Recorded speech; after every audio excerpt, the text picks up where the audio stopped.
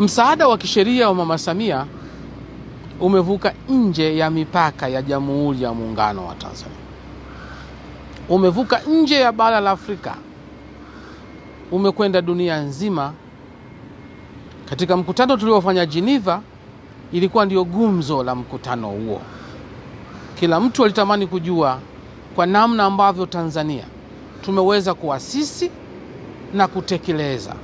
Wengi wakihoji nani alileta wazo hili, na jibu lilikuwa jepesi tu: Mheshimiwa Rais Daktari Samia Suluhu Hassan ndio kaleta wazo hili, na ndio maana mpango umepewa jina lake.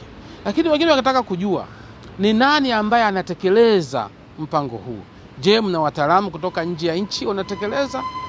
Tukaambia mpango umeasisiwa ndani ya Jamhuri ya Muungano wa Tanzania na rais wetu, na unatekelezwa na wataalamu wa Tanzania kwa 100%. Wakataka kujua ni nani anafadhili mpango huu. Tukasema mfadhili mkubwa ni wananchi wenyewe wa Tanzania kupitia kodi zao ndio zinafadhili. Sasa hili likawa gumzo, na wenzetu wa Jumuiya ya Madola wakasema hili ni jambo zuri sana. Walisema tunajua limeasisiwa Tanzania. Tanzania mna haki miliki juu ya jambo hili, lakini na sisi tuna haki ya kunakili. Tunaomba tuchukue na tusambaze kwenye nchi zote za Jumuiya ya Madola. Hivi sasa Mama Samia Legal Aid Campaign, mpango wa msaada wa kisheria wa Mama Samia, unakwenda kusambazwa katika nchi za Jumuiya ya Madola.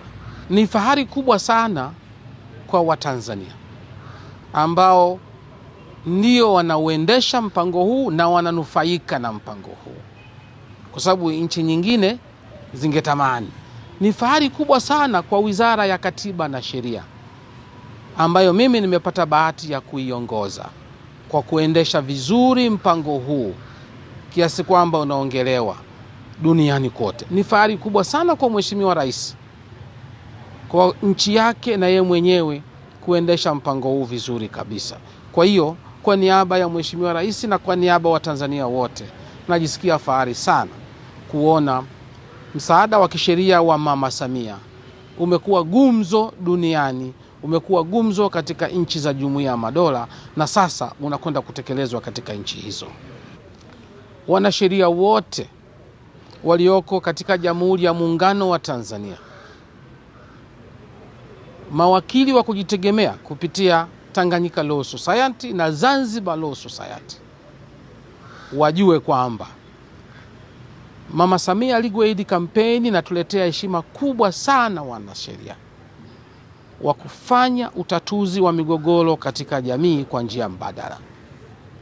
Utatuzi huo unatupa heshima wanasheria kwamba tunatekeleza wajibu wetu katika jamii na tunahakikisha jamii inakuwa na haki